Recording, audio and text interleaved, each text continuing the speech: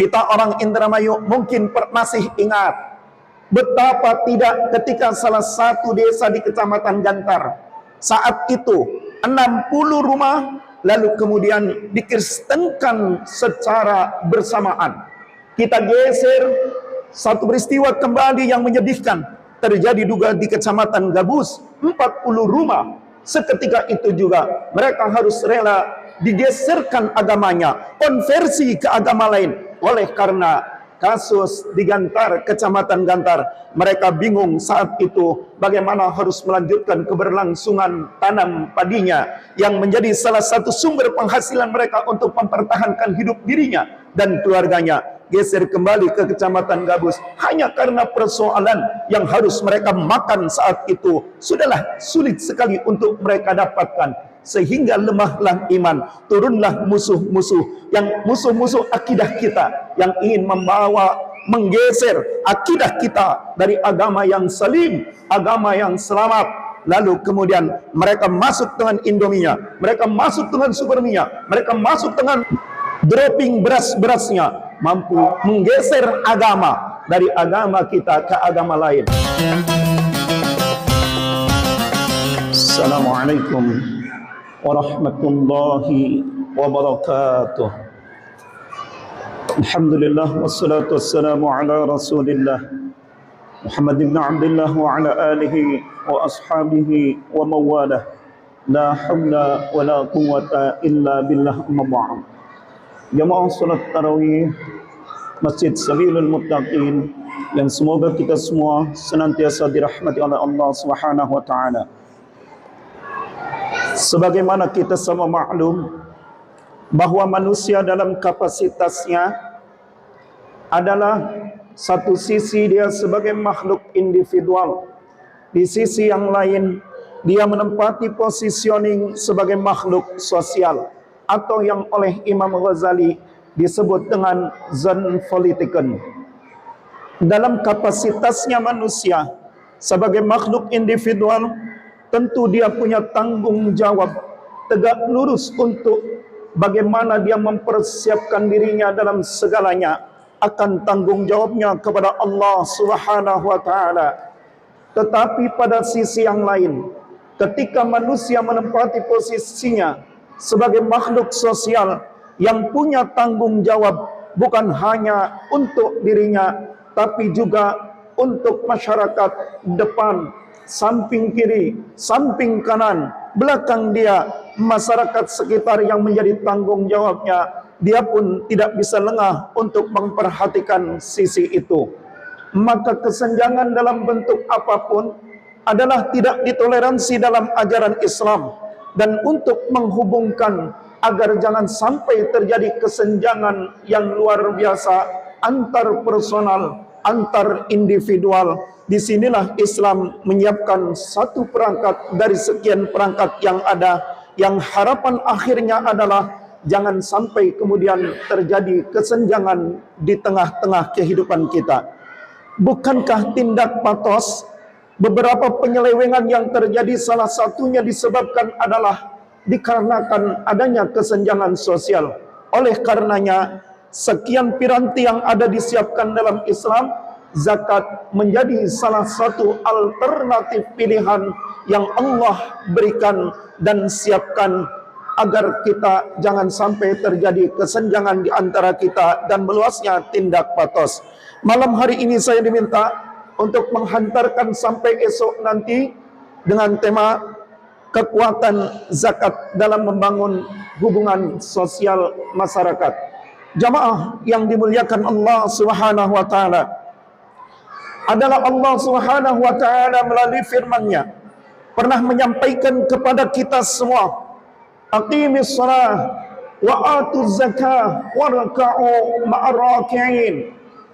Atuz zakah yang ada korelasi dengan obrolan kita malam hari ini adalah merupakan fi'il amar.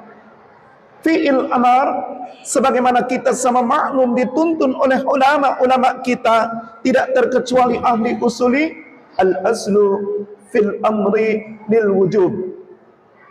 Atau dibalik kalimatnya al-amru fil asli lil wujub, yang menggambarkan setiap perintah Hukum asalnya adalah wajib.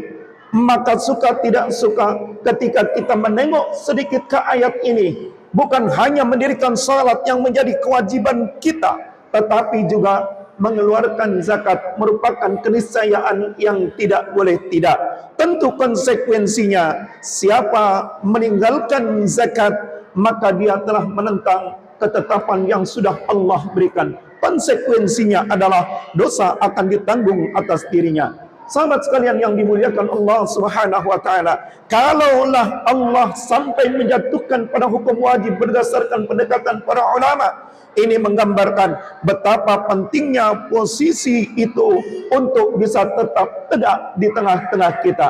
Maka adalah satu hadis yang mungkin sudah populer di tengah-tengah kita.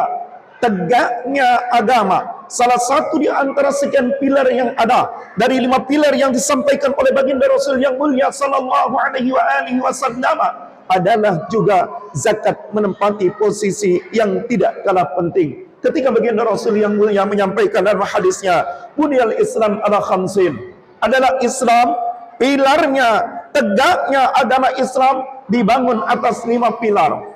Salah satunya adalah atuz zakah, ita'iz zakah. Kita dititahkan suruh mengeluarkan zakat. Kenapa? Karena di tengah zakat inilah ada hak-hak orang yang memang dia diberikan hak oleh Allah, yang oleh karenanya mungkin dia sedang diuji oleh Allah dalam positioning jatuh, dalam positioning di samping, dalam positioning di bawah, ikut terperhatikan oleh yang posisinya sedang di atas. Sahabat sekalian yang dimuliakan Allah Subhanahu wa taala, tidak ada dalam kehidupan ini yang kebetulan.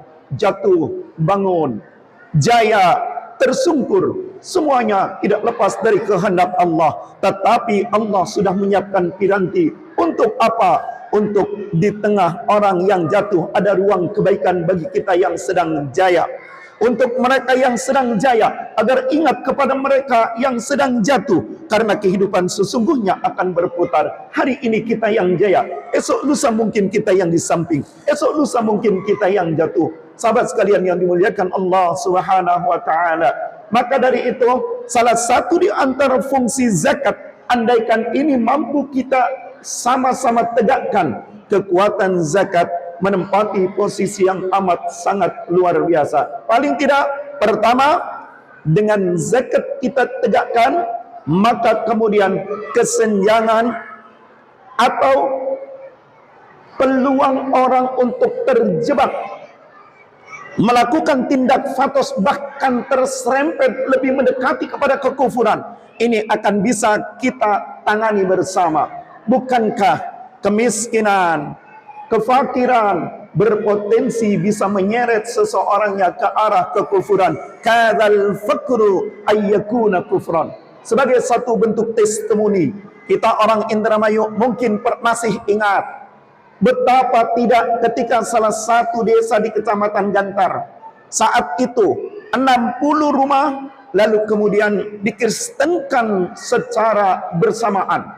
Kita geser, satu peristiwa kembali yang menyedihkan terjadi juga di Kecamatan Gabus, 40 rumah. Seketika itu juga mereka harus rela digeserkan agamanya, konversi ke agama lain. Oleh karena kasus di Gantar, Kecamatan Gantar, mereka bingung saat itu bagaimana harus melanjutkan keberlangsungan tanam padinya yang menjadi salah satu sumber penghasilan mereka untuk mempertahankan hidup dirinya dan keluarganya. Geser kembali ke Kecamatan Gabus hanya karena persoalan yang harus mereka makan saat itu sudahlah sulit sekali untuk mereka dapatkan, sehingga lemahlah iman, turunlah musuh-musuh yang musuh-musuh akidah kita yang ingin menggeser akidah kita dari agama yang salim, agama yang selamat.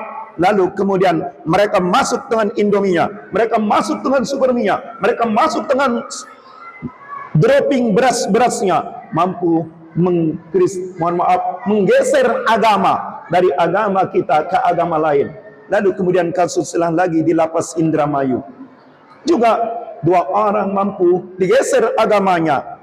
Satu penelitian yang pernah kami lakukan di salah satu kabupaten, pada saat kami dan kawan-kawan dari alumni Super Semar melakukan penelitian, di kaki Gunung Selamat. Lalu kami menjumpai satu wilayah yang sulit kita untuk masuk ke sana, jangankan kendaraan, jalan kaki saja sulit.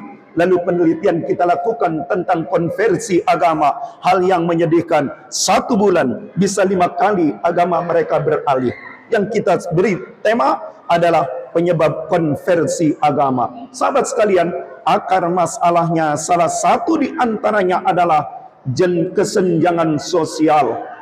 Persoalan maliyah antara si kaya dengan si miskin, antara yang empunya dengan yang tidak punya, sangat jomplang, terlalu jauh, sehingga ruang-ruang musuh-musuh Islam akan masuk pada kesempatan sekecil apapun mereka bisa masuk dari sini.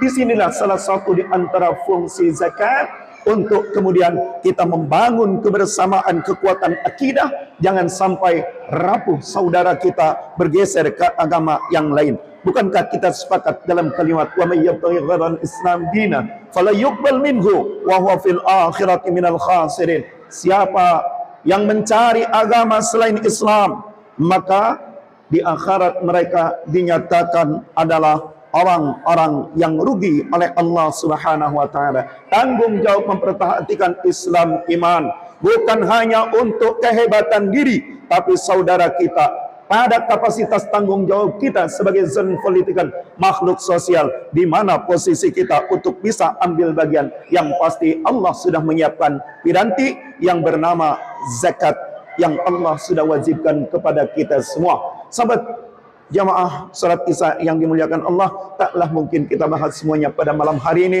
Setidaknya 2 saja sebagai penutup akhir. Kalau kemudian kita tidak peduli terhadap zakat, sama dengan kita sedang membangun jembatan kehancuran atas diri kita. Perhatikan firman Allah, alhaakumut takatsur. At-takatsur, orang-orang yang menumpuk harta karena dia bakhil, karena dia abkhal, tak mau berbagi dengan yang lain, maka itu akan menjadi jembatan kehancuran dirinya. Sampai kapan dia baru akan sadar? Hatta zurtumul maqabir. Semoga Allah Subhanahu wa taala berikan kesadaran atas diri kita untuk bisa memahami bahwa kita diciptakan oleh Allah, diturunkan di muka bumi ini bukan hanya ngurus soal diri sendiri, tapi ada tanggung jawab sosial menyangkut keluarga, tetangga, sahabat, handai tolan, seiman dan seagama dengan kita. Untuk kelanjutan kekuatan apa saja yang ada di dalam zakat, insya Allah kita lanjutkan pada perbincangan esok. Semoga Allah Subhanahu wa taala berikan kemampuan dan kekuatan kepada kita untuk bisa tetap tandang konsisten memenuhi panggilan Allah Subhanahu wa taala. Wallahul muwaffiq ila aqwamit thariq. Wassalamualaikum warahmatullahi wabarakatuh.